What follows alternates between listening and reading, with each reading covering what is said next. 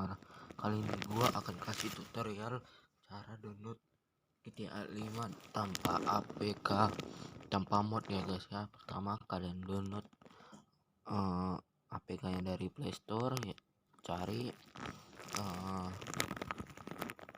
Ciki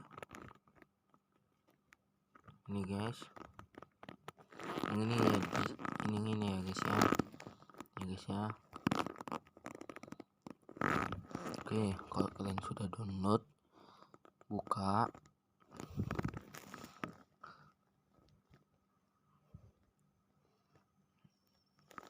guys, lagi loading guys. Nah seperti ini guys. Oke guys, di sini berbayar ya guys ya.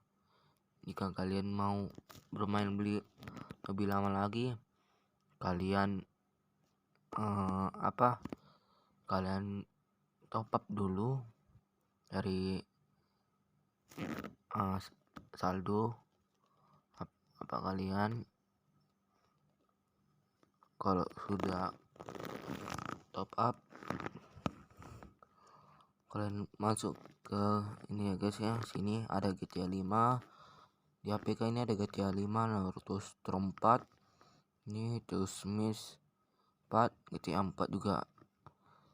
Di sini juga ada, jika kalian kalau nggak mau top up, di sini juga ada tugas-tugas yang kalian perlu selesaikan untuk mendapatkan koin guys. Di sini saya sudah banyak